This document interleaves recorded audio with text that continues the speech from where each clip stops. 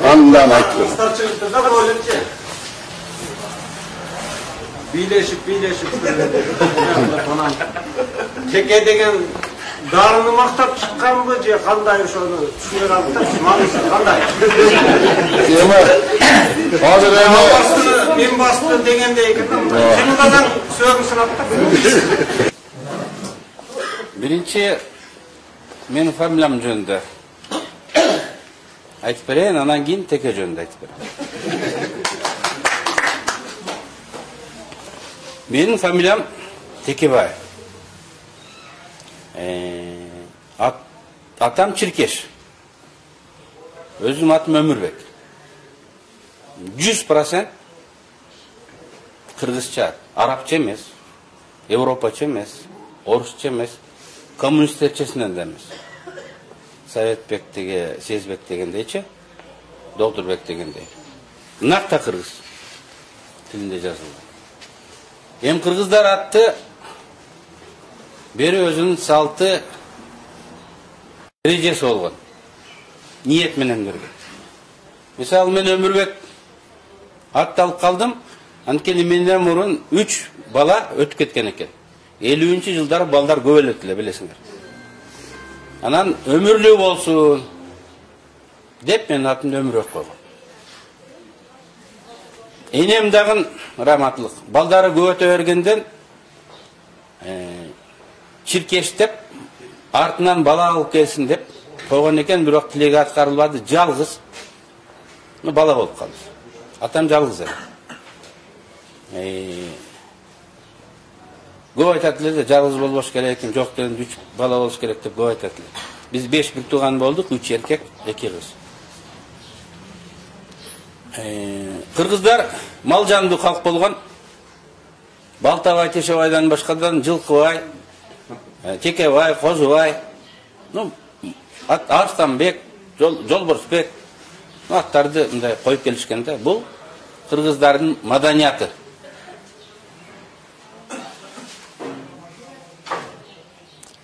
Мен өзүм ыргыз болгоныма сыймыктанам. Мен өзүмдүн чоң атам менен Текебай менен сыймыктанам. Анын аты менен сыймыктанам. Башкача болушу мүмкүн эмес. Анда баарыбыз эле Балтабай, Тешебай деген аттан чанып, кыргыздын маданиятынан, салтынан чанып, Космосбек, Догдурбек, Акылбек, Алтынбек, Алмазбек болуп албайт белек. Биз ата бабабызды сыйлаган үчүн азыр дагы ошондой аттарды балдарыбызга берип келе жатабыз.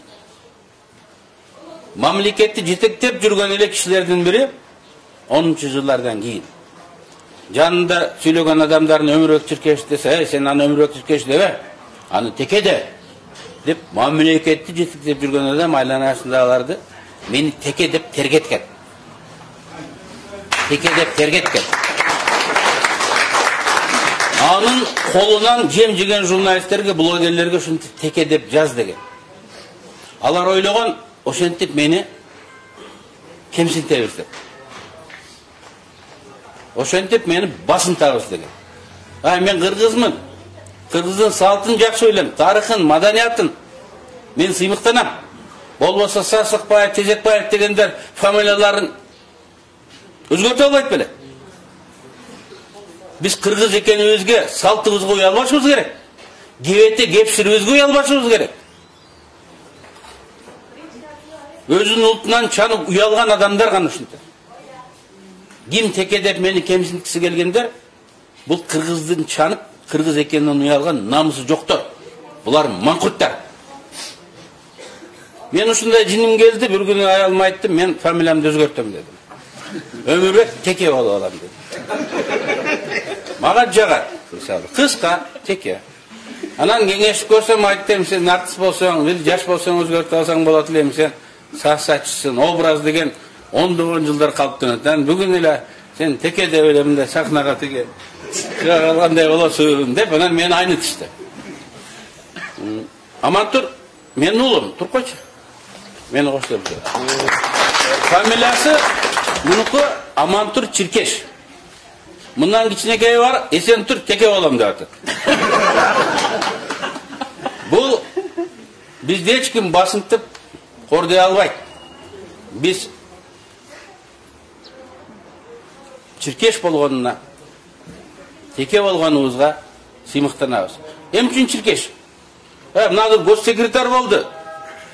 Көз ачыктар жөнүндө китеп статья жазып жүргөн, мақала жазып жүргөн Абыкеев госсекретар болды. Садыр ошо кыргыздын салт санасын билет, идеологиясын көтөрөт ошол жерге алып келди. 20-njy жылы мен президентке койгом, 40 жашта болчумун, Аскар Акаевке каршы. Мен бардык жерде ошонун ичинде Алабукада уткам. Ишенбесеңер ошол кездеги рай кеңешинин төрагаларынан, сайлоону уюштургандардан сурасаңар айтат, уткан деп. Мурунку адамдар билесиңер да. Ошондо Доо Атамбаевка болушуп, мени шылдыңдап жазган. Кантип дейт, Текебаев өмүрөк чиркеш ушул президент болуп калат. Эгер эртең чет элге барса дейт, муну Козлов деп айтат да. Бул бир экинчи. Анан чиркеш, атасы чиркеш экен дейт, муну Состыкович деп айтат дейт. Ушу менин атамдын атын дагы мындай кыргыздын салтын чиркеш деген, ниетин, тилеген, узар, улан деген аттар болот го. Мына улан. Улансын, узарсын, артынан келсин дегенди билдирет да. Кыргыздын тилеги да бул. Ана ошону шылдыңдап жазган адам бүгүн госсекретар. Мына булардын деңгээли. Мынакей деңгээли. Кыргызстанды кыдырып 1000 километрден ашып өттүм мен. Анан бир нерсени байкадым. Мурун байкабай жүрөт элем. Эң көп эстелик жолдун боюнда турган. Кайсыл жаныбарга коюлган? Теке экен. Буканы мен бир эле жерден көрдүм. Жолбарыс менен арстанды бир-эки жерден көрдүм. Бардык жерде теке. Көлгө кетип атсаң деле, Таласка кетип атсаң деле, мына Аксыдан чыгып, Алабукага кирген деген жердин деле Союздун убагында мүйүлү сынып калган эски текелер дагы деле турат. Анткени кыргыз үчүн орустардын кожол деген түшүнүгү бар. Кыргыз үчүн тотеке бул таптакыр башка түшүнүк болгон. Бул үйүрдүн сакчысы, жол башчысы, коргоочусу болгондо. Анан мен айтат элем, кожол менен текени алмаштырбагыла. Анан эми жана теке деген ыр, анын мааниси жакшы. Жаштар жаңы стиль менен, рэп стили менен кеңеш айтып атат аксакалдай болуп, ырчыбалдар. Иштегин дейт. Иштеген адам чиштейт дейт. Бийик максат кой дейт. Аракет кыл, ошол максатыңа сөзсүз жетесиң дейт. Ырдын аты теке болгону менен балдарга бир жакшы кеп кеңеш насаат берип атпайбы? Бул биздин партиянын программасына төп келип калып атпайбы? Партиянын лидерине да уйкач болуп калып атпайбы? Анан кантип биз ушул колдонбой ушундай моменттен өтүп кетебиз? Мен ойлойм, тиги шайлоочулар сиздер туура түшүнөт го деп. Анан сиз айткан күч ала деп коебу? Ага тиешеси жок.